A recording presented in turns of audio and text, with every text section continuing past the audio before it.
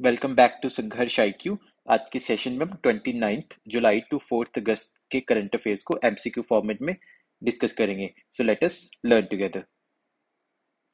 First is which player wins India's first medal at Paris Olympics 2024। तो हमें पता है अभी पेरिस ओलंपिक्स चल रहा है फ्रॉम 26 जुलाई टू 11 अगस्त, और यहाँ पे इंडिया का पहला ओलंपिक्स मेडल जीता है मनु भाकर ने। तो मनु भाकर ने women's 10 metre air pistol shooting में इंडिया को दिलाया उसका फर्स्ट मेडल और अपने लिए ब्रॉन्ज मेडल। और इसी के साथ साथ मनु भाकर ने दूसरा ब्रॉन्ज मेडल भी जीता in mixed 10 metre air pistol mixed team event में सरबजोत सिंह के साथ मिलकर। तो एज ऑफ नाउ इंडिया ने 3 मेडल जीते हैं। अभी तक इंडिया ने टोटल 3 मेडल्स जीते हैं। उनमें से फर्स्ट मेडल जीता था मनु भाकर ने women's 10 metre air pistol shooting event में। सेकंड मेडल भी मनु भाकर एंड सरबजोत सिंह ने मिलकर जीता था in 10 metre air pistol mixed team event. And third medal जीता है स्वप्निल कुसल्ले ने, ये भी ब्रॉन्ज था in 50 metre rifle shooting event. अगर हम इंडियंस विद 2 ओलंपिक मेडल्स की बात करें तो यहाँ पे 3 ही लोग हैं जिन्होंने आज तक 2 ओलंपिक मेडल जीते हैं। उनमें से फर्स्ट है सुशील कुमार, पीवी सिंधु एंड रिसेंटली मनु भाकर बनी। बट इन्होंने सुशील कुमार एंड पीवी सिंधु ने डिफरेंट ओलंपिक्स में मेडल जीते थे। बट मनु भाकर ने एक ही ओलंपिक्स में 2 मेडल जीते हैं। तो मनु भाकर पहली भारतीय हैं जिन्होंने एक ही ओलंपिक्स में 2 मेडल जीते और दोनों ब्रॉन्ज थे। बट इससे पहले सुशील कुमार ने रेसलिंग में एंड पीवी सिंधु ने बैडमिंटन में 2 मेडल जीत चुके हैं, बट इन डिफरेंट ओलंपिक्स। अगर हम शूटिंग की बात करें तो इंडिया के जो शूटिंग के मेडलिस्ट हैं वो आज राज्यवर्धन सिंह 2004, अभिनव बिंद्रा 2008, विजय कुमार 2012 एंड गगन नारंग 2012। और अब इसी ओलंपिक्स में इंडिया ने अब तक 3 मेडल जीते हैं शूटिंग में। मनु भाकर 10 मीटर में, Manu and Sarabjot mixed 10 metre में एंड स्वप्निल कुसल्ले ने जीता है 50 metre air rifle shooting event, और तीनों ने ही ब्रॉन्ज मेडल जीता है। तो ये फैक्ट भी हमें याद होना चाहिए। Time Magazine's World Greatest Places of 2024 includes which of the following Indian destination? तो टाइम मैगजीन की एक लिस्ट आती है वर्ल्ड ग्रेटेस्ट प्लेसेस ऑफ 2024, जिसमें ये तीनों ही इंडियन डेस्टिनेशंस को इंक्लूड किया गया है। The Museum of Solutions in Mumbai, Manam chocolate in Hyderabad, Naar a fine dining restaurant in Himachal Pradesh Kasauli. हम यहाँ पे देख सकते हैं this is the Museum of Solutions in Mumbai. Then Manam Chocolate, India's Endless Craft Chocolate Confections, and नार जो कि एक फाइन डाइनिंग रेस्टोरेंट है हिमाचल प्रदेश के कसौली में, और ये इनके फाउंडर हैं। INS Tabar, a frontline frigate of the Indian Navy, reaches St. Petersburg for Dash Navy Day celebrations। तो INS Tabar इंडिया की एक फ्रंटलाइन फ्रिगेट है जो पहुंची है रशिया में for Russian navy day celebrations. तो ये रशिया के प्रेसिडेंट व्लादिमीर पुतिन, और ये एंगेज करेगा in professional interactions and a passing exercise PASSEX. ये पासेक्स एक्सरसाइज में भी पार्टिसिपेट करेगा with Russian navy. Which country is set to host 2025 Men's Asia Cup in T20 format? तो कौन सी कंट्री अगले साल होस्ट करने जा रही है मेंस एशिया कप इन T20 फॉर्मेट? तो ये होस्ट करेगी इंडिया।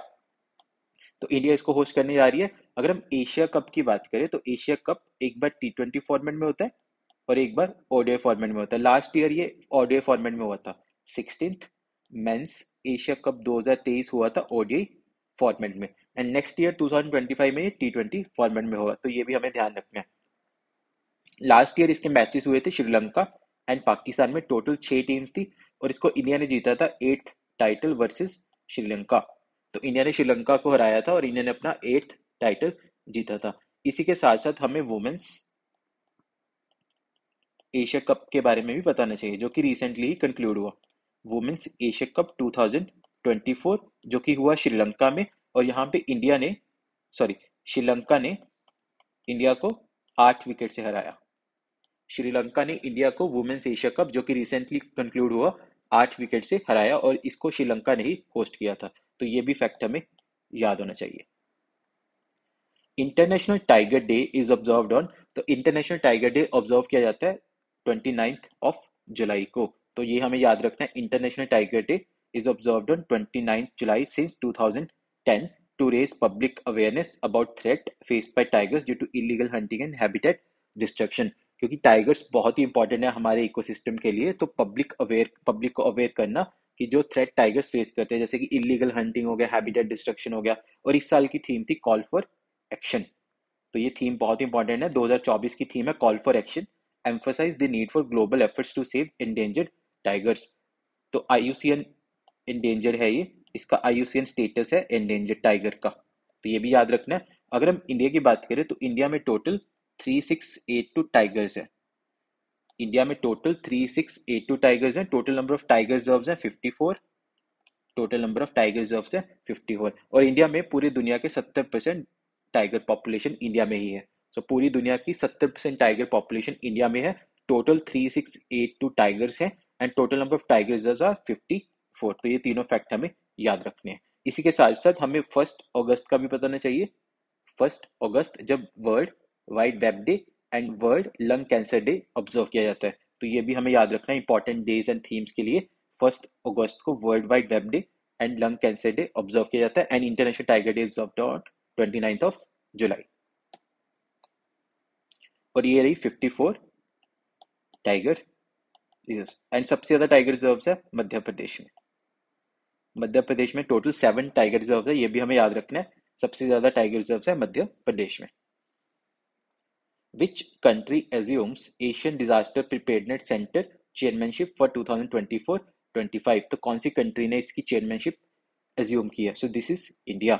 इंडिया ने टेक ओवर किया है चाइना को इन बैंकॉक थाईलैंड। तो इसकी जो समिट हुआ था वो बैंकॉक थाईलैंड में हुआ था, जहां पे इंडिया ने चाइना को टेक ओवर किया। और इसके जो चेयरमैन है उनका नाम है Rajendra Singh.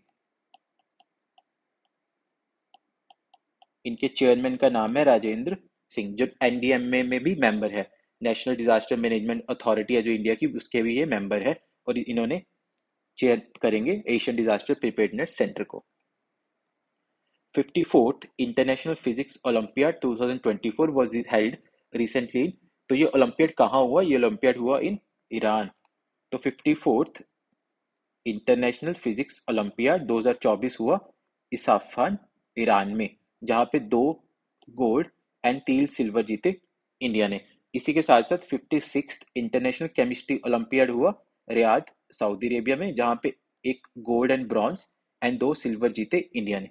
1 gold and bronze and 2 silver जीते इंडिया ने। तो ये ओलंपियाड याद रखना है। एक और इंपॉर्टेंट ओलंपियाड है इंटरनेशनल बायोलॉजी ओलंपियाड, जो जुलाई में ही हुआ था।